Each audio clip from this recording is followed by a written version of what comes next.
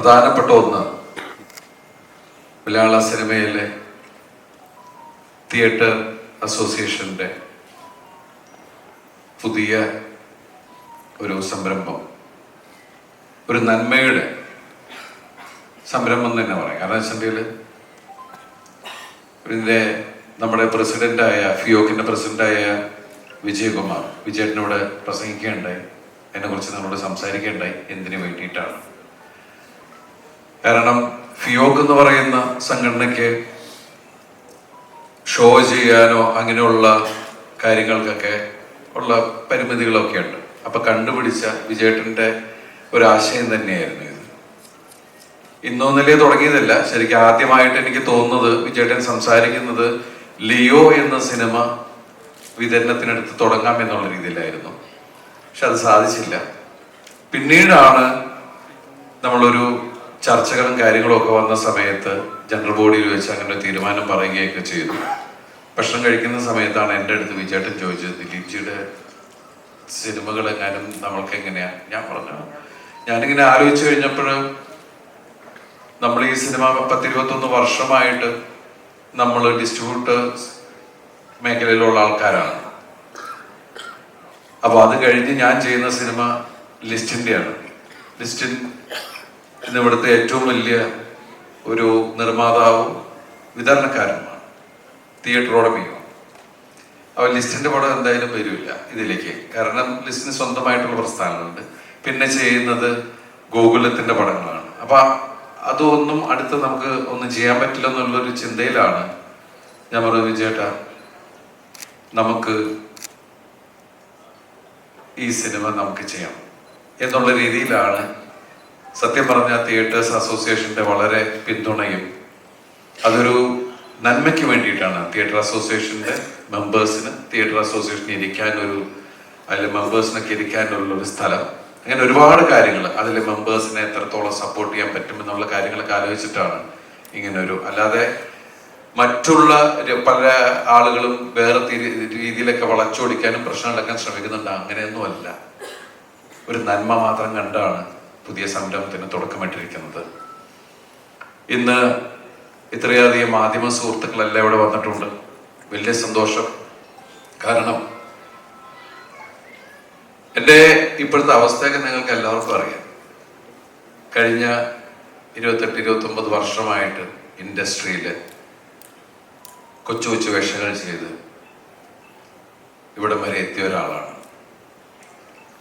സത്യസന്ധമായി പറഞ്ഞാൽ പ്രേക്ഷകരുടെ കയ്യടി, അതുപോലെ തന്നെ എന്നെ വിശ്വസിച്ച്, ഞാൻ ഇത്രയും പ്രശ്നത്തിൽ നിൽക്കുമ്പോഴും എന്നെ വിശ്വസിച്ച് ഇവിടെ സിനിമ നിർമ്മിക്കുന്ന എൻ്റെ നിർമ്മാതാക്കള്, അതുപോലെ തന്നെ എന്നെ പുതിയ പുതിയ കഥാപാത്രങ്ങൾ തന്ന് എൻ്റെ സംവിധായകരെ, എൻ്റെ എഴുത്തുകാരൻ, എൻ്റെ കോ ആർട്ടിസ്റ്റുകൾ, ഒരുപാട് പേരുടെ ഒരു പ്രാർത്ഥനയാണ് ഈ ഞാൻ. അതുപോലെ തന്നെ ഈ സിനിമ എനിക്ക് എത്രത്തോളം ആവശ്യമാണെന്ന് നിങ്ങൾക്ക് എല്ലാവർക്കും അറിയാം. കാരണം ഞാൻ നിങ്ങളെ, ഇത് എൻ്റെ 149ാമത്തെ സിനിമയാണ്.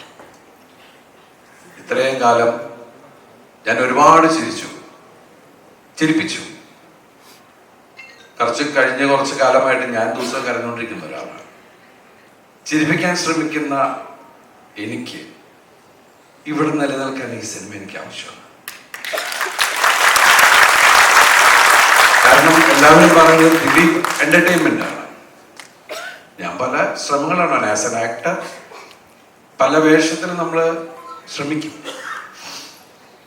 ഇന്ന് ഈ സിനിമ വിനീത് വന്ന് പറഞ്ഞ കഥ, രാജേഷ് രാഘവൻ നന്നായിട്ട് എഴുതിയൊരു കഥ, ഈ സിനിമ പവി കെയർടേക്കർ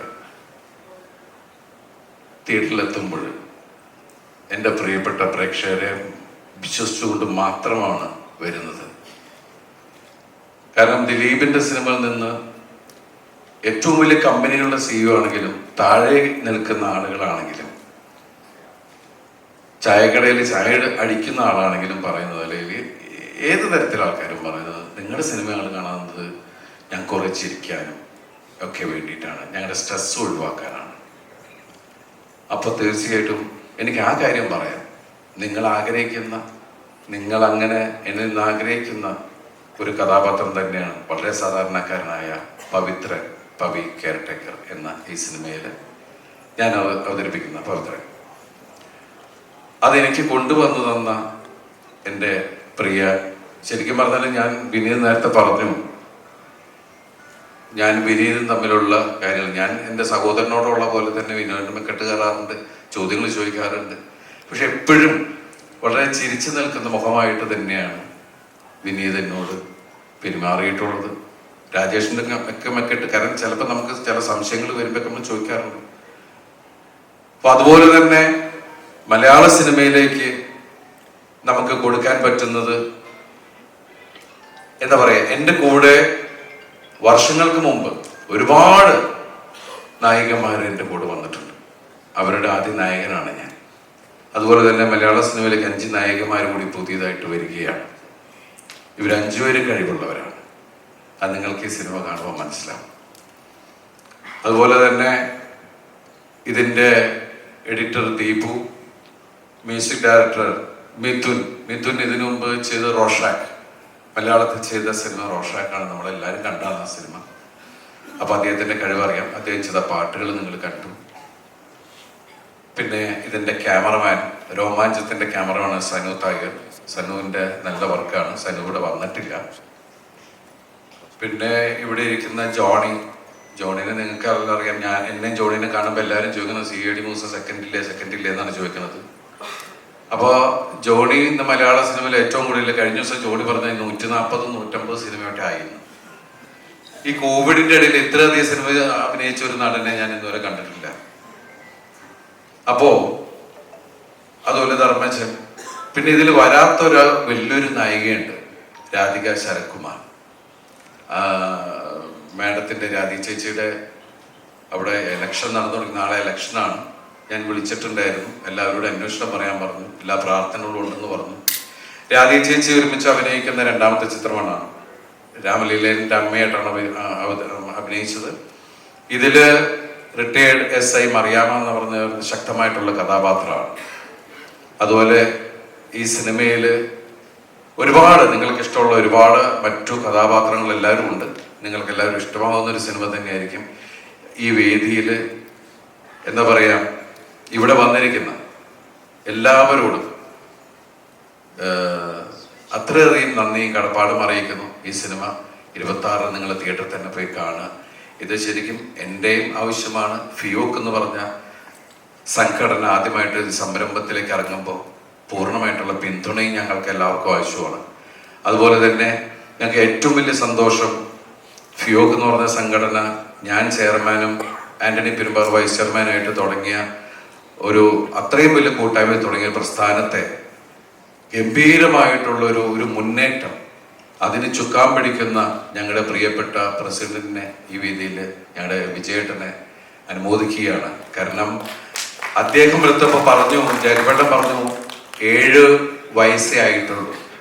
ഈ 7 വയസ്സിനുള്ളിൽ അങ്ങനെയുള്ള ചിന്തകൾ അല്ലെങ്കിൽ അതിന് വേണ്ടിയിട്ടുള്ള ഒരു പ്രയത്നം, അതിന് തുടക്കമിട്ട ഈ ഇന്നത്തെ ഭരണസമിതിയെയും ഞാൻ അനുമോദിക്കുകയാണ്.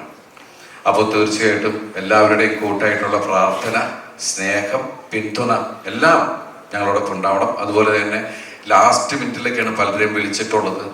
ആ ലാസ്റ്റ് മിനിറ്റ് പോലും ഒരു പ്രയാസവും കാണിക്കാതെ ഓടി വന്ന എൻ്റെ പ്രിയപ്പെട്ട എല്ലാവരോടും ഈ വേദിയിൽ നന്ദി പറയുന്നു.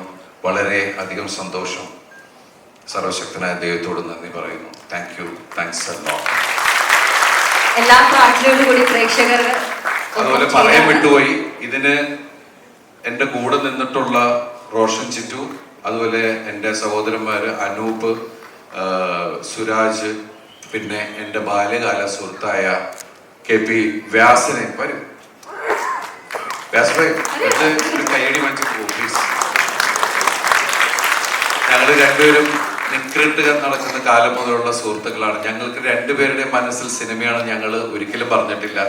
ഈ വർഷങ്ങൾക്ക് ശേഷം ആണ് ഞാൻ സിനിമയിൽ വരുന്നതിന് മുമ്പ് സിനിമയിൽ വന്ന റെപ്രസെന്റേറ്റീവായിട്ട് തുടങ്ങി എഴുത്തുകാരനായ ഇന്ദ്രിയ എന്ന് പറഞ്ഞ സിനിമ സൂപ്പർ ഹിറ്റ് സിനിമ എഴുതിയ വ്യാസനാണ്.